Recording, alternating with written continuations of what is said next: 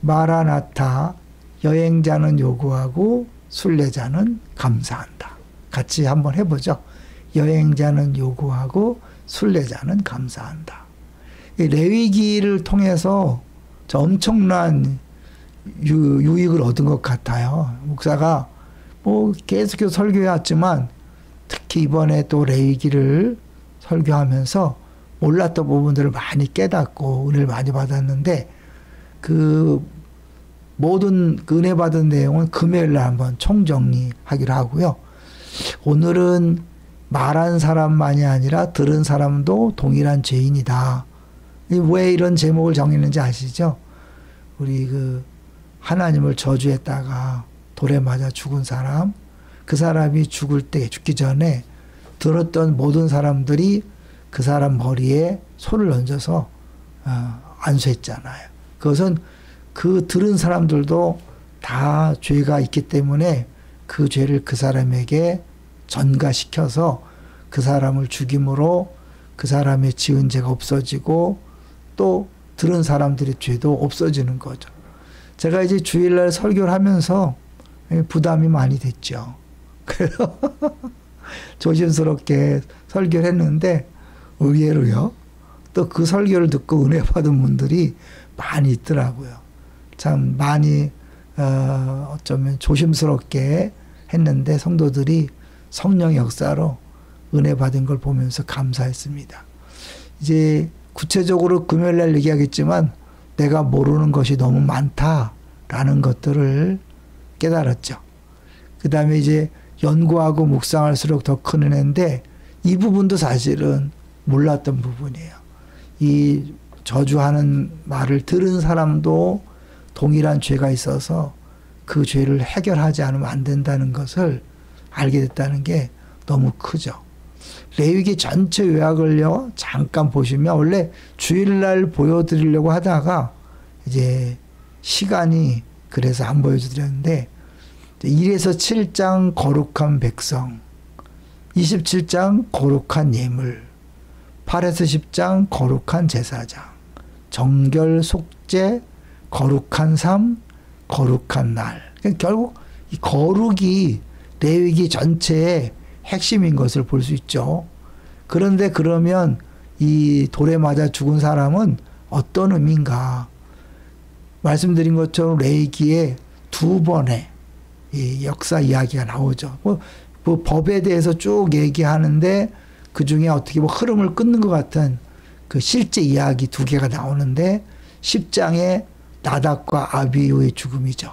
그리고 24장에 그 엄마 아빠 혼혈인 이스라엘의 죽음을 얘기하는데 16장 17장 그 속죄에 대한 것을 가운데 두고 이제 전반부가 거룩한 예배에 대한 거라면 거룩한 예배 때 예배를 드릴 때 잘못해서 죽은 일이 있었고 후반부는 거룩한 삶에 대한 건데 거룩한 삶에서 잘못한 사람을 죽임으로 하나님께서 뭘 원하시는가를 보여주는 거죠. 요거는 이제 전체는 아니고 16장 17장을 중심으로 해서 앞부분 거룩하라 뒷부분 거룩하라. 결국 실패했기 때문에 회복. 그러니까 우리는 사실 이게 실패할 수밖에 없는 죄인들이죠.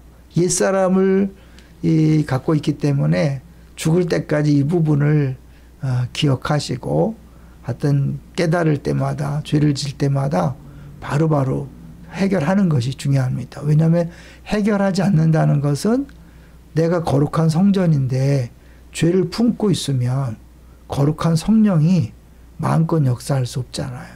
더 나아가서 우리 배운 것처럼 개인의 죄가 아니라 개인의 죄는 성전을 오염시키는 거죠. 교회를 오염시키기 때문에 하나님이 임재하셔서 마음껏 역사하는 걸 역시 또 방해할 수 있는 거죠. 그런 의미에서 너무 모르고 너무 많은 죄를 짓고 있는데 우리는 그거를 생각 못하고 왜 은혜가 임하지 않을까? 능력이 나타나지 않을까? 잘못된 그런 어쩌면 그런 신앙생활을 했다고 볼 수 있는 거죠. 결국 우리는 다 왕 같은 제사장이잖아요. 이 레위기 전체가 거룩에 대한 얘기를 하고 거룩한 특별히 제사장들이 조심해야 되고 알아야 되고 지켜야 될 것을 쭉 얘기하고 더 나아가서 이제 그 거룩한 삶에는 제사장이나 평신도나 외회가 없다는 건데 신약에서 우리는 다 왕 같은 제사장이잖아요. 왕 같은 제사장은 특별히 하나님께서 이 음식들 조심하라고 얘기하는 거죠. 그래서 그 음식뿐만 아니라 말하는 것. 그래서 거룩함을 먹고 거룩함을 말하는 제사장에 대해서 이야기하는데 결국 우리들이 왕 같은 제사장으로서 우리들이 어떤 말과 행동을 하느냐가 굉장히 중요한 거죠. 우리 주일날 말씀드렸어요. 이것으로 우리가 주 아버지를 찬송하고 또 이것으로 하나님 형상대로 지음을 받은 사람을 저주한다. 우리 뭐 저주한 적이 없다고 그렇게 말할 수 있지만 다른 사람을 무시하고 멸시하는 게 저주잖아요. 하나님을 저주하는 것은 하나님 멸시하고 경시하는 거니까 사람을 함부로 대하고 무시하고 또 비난하는 그 자체가 그 사람을 지은 하나님을 욕하는 것이고 저주하는 것이니까 이게 보통 심각한 죄가 아닌 거죠. 그 바로바로 회개하지 않으면 내 자신이 그 죄로 인하여 행복할 수 없겠죠. 그리고 그 죄는 개인의 죄가 아니라 공동체의 오염으로 나타나니까 빨리빨리 해결할 필요가 있는 거죠. 이제 우리 레위 그 제사장들에 대한 이거 좀 이렇게 좀 너무 이거 한번 읽고요 정리해 보려고 그래요. 제사장이란 단순히 예물을 드리는 자만이 아니라 예물을 드리는 자이면서 동시에 자신의 삶을 예물로 하나님께 올려드리는 자라는 것이다. 그래서 하나님께 드리는 예물이 흠이 없어야 하는 것처럼 제사장의 몸도 흠이 없어야 하는 것은 하나님이 예물과 제사장을 동일시하기 때문입니다.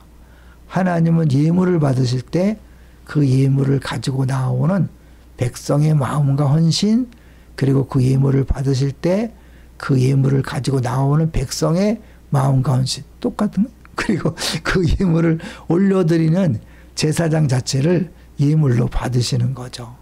그래서 사도 바울은 우리 몸은 하나님께서 기뻐하시는 거룩한 산제물이며 이것이 영적 예배다. 이 우리가 드리는 예배, 매일 삶의 예배에서 잘못된 불을 드리는 것 절대 안 됩니다. 나답과 아비후처럼 하나님 원하지 않는 모습으로 살아가는 것. 또 뒤에 우리 그 혼혈 이스라엘 백성의 죽음처럼 하나님 앞에서 함부로 말하다가 또 그것이 죄가 되어서 죽을 수 있는 거죠.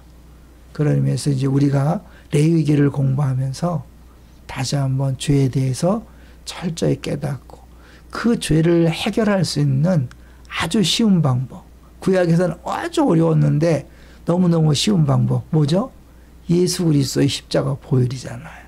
그거를 매 순간 또 고백하고 믿고 의지하고 그러는 것이 신앙생활의 행복인 거죠. 우리 옛날에 회개할 때마다 옛날 같았으면 동물을 잡아 죽여야 되니까 그 피를 흘리고 그 수고를 해야 되고 또 제사상의 손해도 있었지만 이제 예수님께서 완벽하게 제사를 지냈기 때문에 이제 우리는 회개만 하면, 그러니까 죄를 빨리 온전히 깨닫는 게 제일 좋은 거예요. 왜? 어차피 못 깨달아도 죄는 죄잖아요.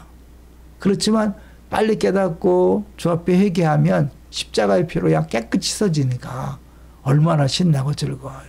여러분, 우리 돈이나 건강이나 상황과 조건과 사람 때문에 힘든 게 아니라 나도 모르게 내 안에 죄의 문제가 나를 힘들게 하고 성령을 근심하게 하고 성령을 소멸시키고 또 공동체를 오염시켜서 모든 사람을 어렵게 만드는 요인이 된다는 것을 들었습니다. 이제는요, 이 죄에 대한 깨달음을 기뻐하세요.